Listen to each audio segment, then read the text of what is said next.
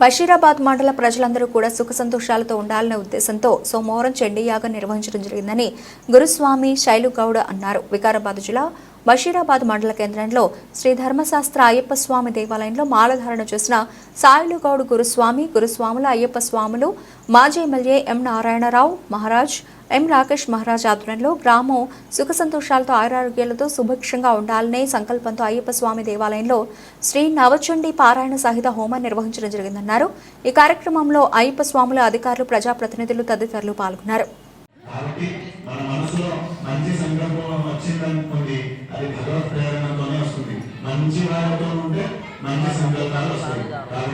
మీరందరూ దీక్షలో ఉన్నారు కాబట్టి ఆ అయ్యప్ప స్వామి దీక్షలో ఉన్నారు.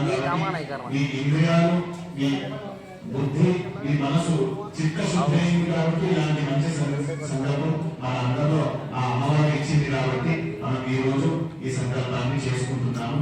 ప్రథమంగా మనము గోపూజనంతో ప్రారంభం చేసుకున్నాం.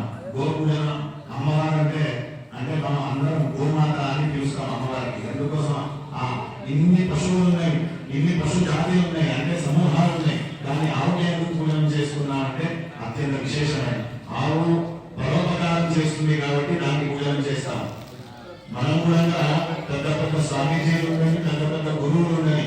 వారికి ఎందుకోసం పూజన చేస్తున్నాం, వారికి ఎందుకు వాళ్ళ దేవుడు తీసుకుంటాం అంటే వాళ్ళు పరోపకారం చేస్తారు.